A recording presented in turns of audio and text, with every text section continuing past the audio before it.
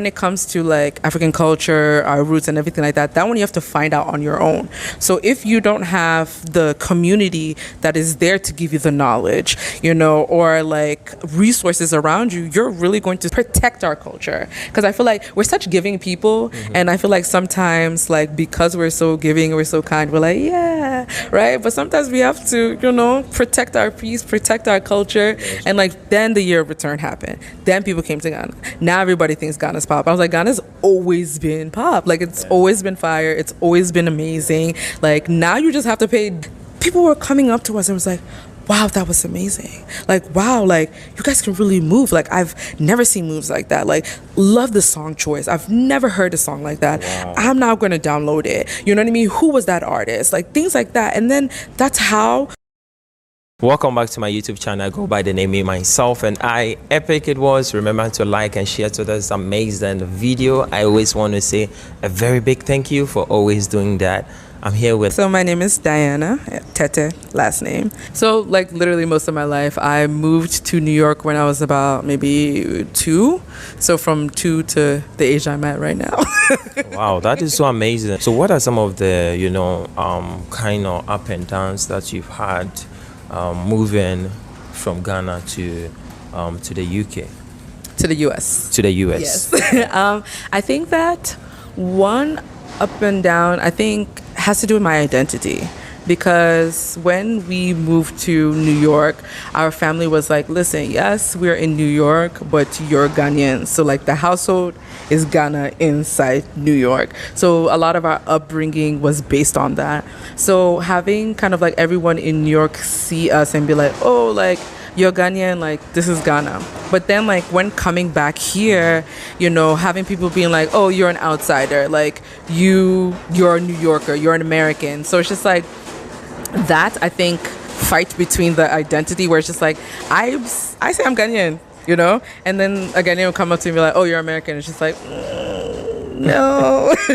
Even though like, okay, I got, both passports and stuff like that, but like my parents did a very good job of just like instilling our culture into us, because like even when we were like younger and when we would have like breaks, like summer break, we would spend them in Ghana. So they were like, okay, yeah, like school's finished, wrap it up, let's pack up, let's go to Ghana. So we were always going kind of like back and forth. So they want us to know that like these are your roots. So that's why it's so important to me.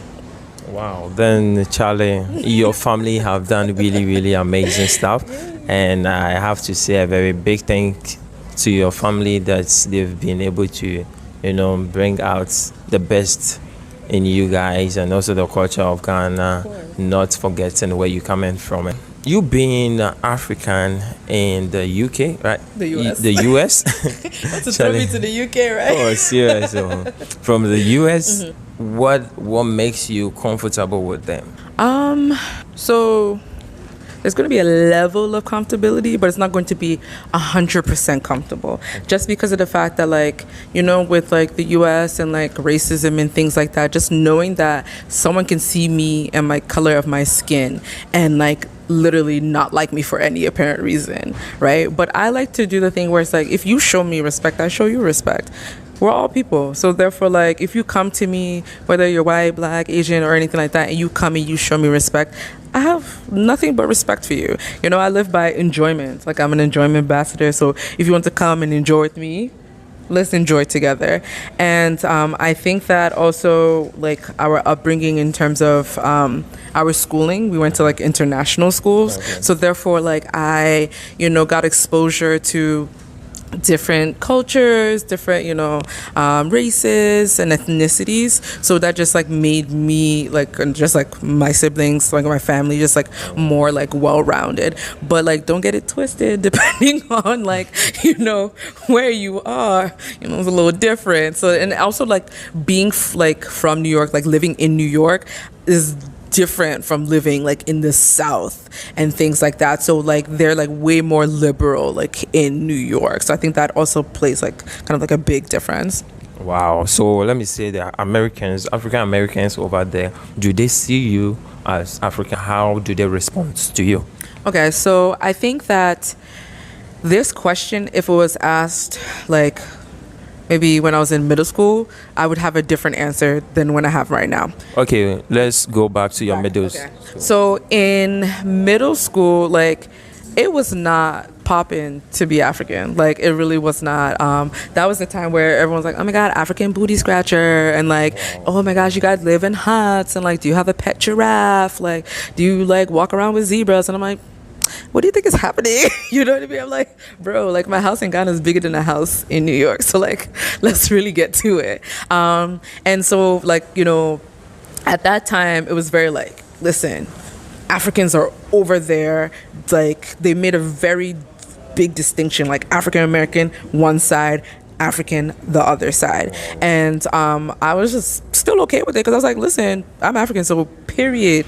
I'm gonna rep that to the day I die, you know. And that was instilled in us, where it's like, you're from Ghana, you're Ghanaian. Period. When I was filling out all that census stuff, other Ghanaian, like, you know.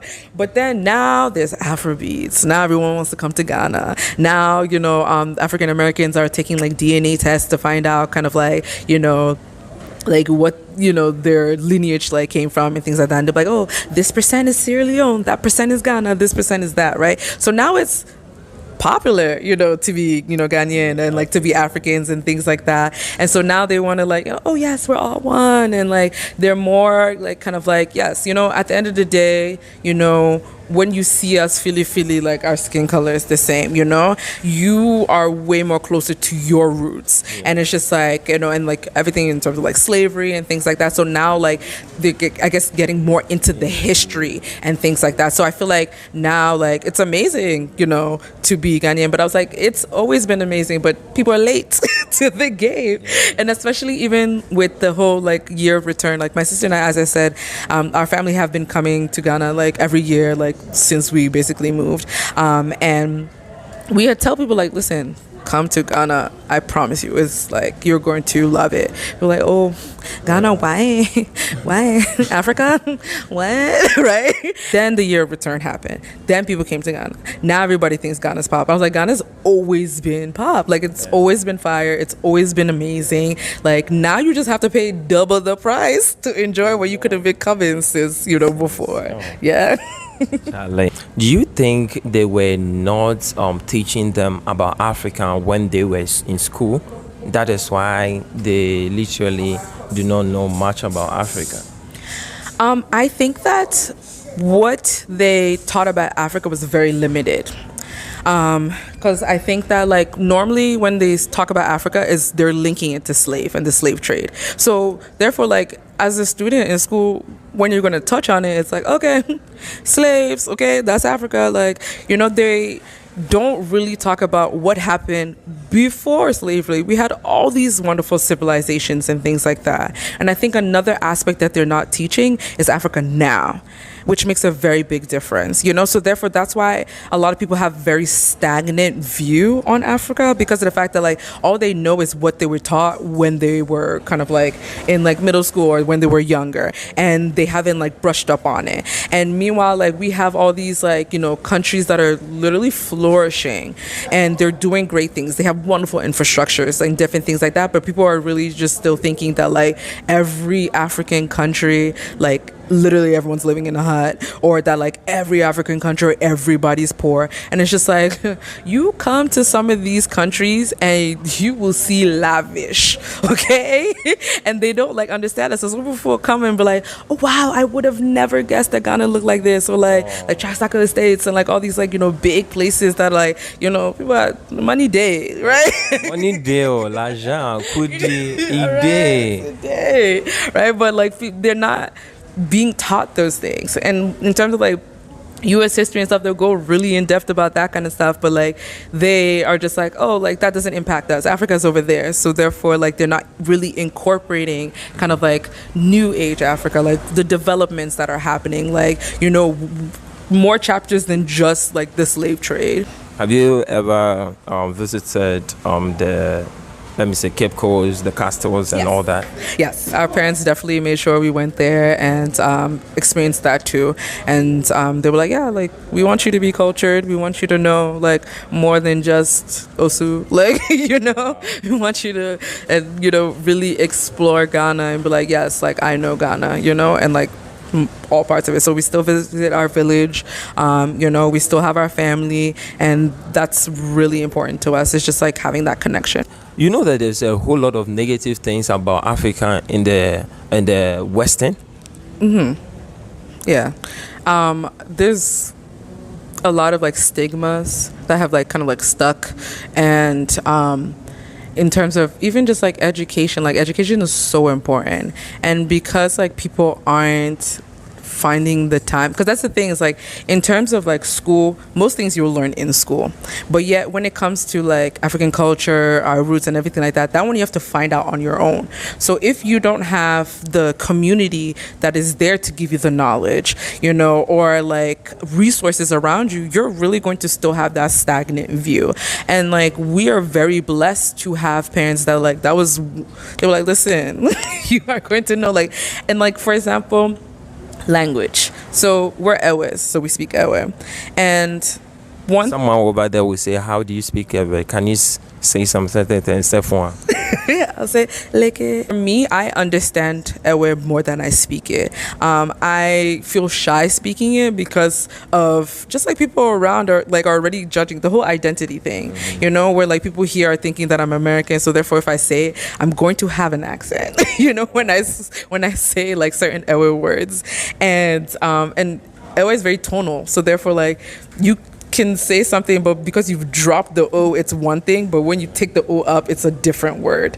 And so like because of that, I'm kind of like shy when I speak it. But when it comes to like understanding, when people are having conversations around me, I understand like literally most of it. And especially since like my parents literally were like, listen, we're gonna speak Ewe to you because we don't want this language to die, and so that even like the bits and pieces and what I know I can pass on, to my future children, to keep on the legacy, to like continue that.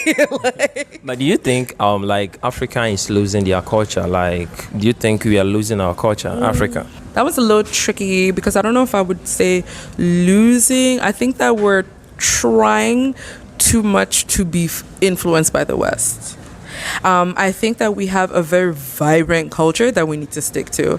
I think that Ghana, like, so it's kind of sad because like we're like looking outwards when we should be looking inwards, where it's like we have so many riches, we have so much that we have here that we should be developing. Meanwhile, like other people are looking at Ghana, but Ghana is looking elsewhere. So it's just like we have so much strength here, we have so much culture here, so it's just like holding on to that and like just growing that, I think, is like the best for Ghana, because like maybe certain things like like for example like Afrobeats is like now taking over the world and things like that. It's just like that's here, you know what I mean? So it's like having pride in our roots and our culture, because like eventually the rest of the world is going to catch on, and that's what's happening, and I feel like sometimes when we grow faster than we can plan for, that's where things get lost. And like we want to blow, want to be big, want everyone to come, but it's just like wait, let's really build our infrastructure. Let's really exactly they have something like a foundation. If the foundation is not strong, it's gonna be break anytime. Exactly. So it's just like like really in terms of our culture, like doing things like having our history written, so that like as things go on, like we can still look back and read it and be like, yes, like having like our artwork like trademarked and different things like that, where it's like, so if it goes elsewhere, that came from Ghana, copyright, like these kind of things, where it's like sometimes like we do things on like kind of like the surface level, but like there's way more things that need to be put into place to protect our culture, because I feel like we're such giving people, and I feel like sometimes like because we're so giving, we're so kind, we're like, yeah, right, but sometimes we have to protect our peace, protect our culture, and like implement things that will continue to protect it as we grow as people. Because as we like know, like for example, like even like the kente, and there's like a lot of our fabric and like our jewelry and different things like that, we have people outside that are copying it, and they are making more money than us, so it's like, what laws can we put into place? Like what things can we do to make sure that like our culture stays our culture and it stays protected? Wow, Charlie, she's said a whole lot of things. I want to know a bit about what you also do that you think you can do outside there and come back home to come and establish something that may for the country, for the community? What are some of the things that you think you can be able to do? Oh, of course. So, one, my sister and I are dancers. We're together. We're called Jam is GH. Okay. Follow us on Instagram. Shameless plug. So that's one thing where it's like we know that our dancing skill is a God-given talent. So we're like, it would be selfish of us to keep it to ourselves. Okay. So we also call ourselves enjoyment ambassadors. So people who follow us know that like once you are part of our team, you're an enjoyment ambassador. So what we can do to spread our culture and also like put smiles on people's faces. So like, when it comes to like stuff like dance classes or events and different things like that, that's what we're doing. And we also want to break into like the nonprofit sector in terms of working with nonprofits to bring the Ghanaian culture. So therefore like, if there's like a festival that's happening or an event that's happening, we can come and be like, yes, like we're repping Ghana, And so it's like being in spaces, because a lot of times we like to stay in our own space in terms of like, Africans, we're like, okay, especially like in New York, we're like, oh, it's an African party, so it's Africa, right? But it's just like, we're not sharing our own culture amongst ourselves, the people who know it. But it's like breaking out of that, branching out of that. You want to break some boundaries. Exactly. So for example, my sister and I were invited to dance at this event that was predominantly Indian. So therefore like, people there were Indian and like it was great. And so like a lot of the performers and the singers were Indian. We were like literally only African. So we're like, we're, repping Ghana, right? So we get there and we start dancing, and at first, I was like, oh, snap, like, are they liking it? Like, are they enjoying it? Like, what's happening? So I was like, you can't win everything. Yeah, but then after we finished, people were coming up to us and was like, wow, that was amazing. Like, wow, like, you guys can really move. Like, I've never seen moves like that. Like, love the song choice. I've never heard a song like that. Wow. I'm now going to download it. You know what I mean? Who was that artist? Like, things like that. And then that's how you are teaching people parts of your culture that are, like, dear to us, using what God has given us. And so that's what we do. So we're trying to break into those kind of spaces so that we can, like, educate people in the best way that we can through dance. And so like that's kind of like more of what we're doing. Like, we're still going to do stuff for our people, Africa, we did, right? But it's also like not stopping there, being able to be in other spaces and collaborate with people that, don't know Afrobeats, that don't know Afro dance, like that, that's never listened to Wizkid before, or like Stoneboy or anything like that. And like exactly, and putting them on. And so we're like, oh, you know what? I'm the person who, like, so when people come up to us and was like, yo, I love this song because of you guys, hits my heart. I love it because of the fact that, like, that to me is like, so it's the small things. Like, I cherish those moments because it's like, wow, because of something that I have done, you now know this song, and like music is a very big part of our culture. It's a therapy. And so it's just like things like that is just like what brings us joy and like kind of like moves us and keeps us moving forward. So that's why we want to work with organizations, and we want to work with people who, are about bringing culture, and not only one culture, but like a mix of it. So that's kind of what we're doing. And then a plug from my sister. She right now is getting her master's in public administration. Wow. And she wants to actually form a nonprofit organization called Glorifying Blackness, and start it in New York, but then move it to like Ghana, and have like a community center where, people in the community can come, you can get dance classes, like, and like then we can also get people, let's say maybe how, like, a trade and you want to be able to teach other people a trade. So people in the community can come and then like learn a trade. Doing different things where it's just like people can just there's a calendar, you go and then you're like, oh, they're doing this today, I want to come and I want to dance. Or like they're making smoothies, I want to buy a smoothie. Like, you know what I mean? Or they're doing a workshop on like women empowerment. Perfect. I want to come and sit down and do something like that. So that's kind of like the long-term kind of like goal. And my sister is literally doing amazing strides to push that forward. So I'm here to support 100%. Yes, so again, my name is Diana, and in terms of Instagram, it's African Motion, so African_motion. But if you want to know our dancer page, is Jammers GH, JAMMERS GH. So yes, that's how you can follow us, keep up with our enjoyment, our dancing. We're always dancing. So if you're trying to be part of our community, please, please, please, please follow.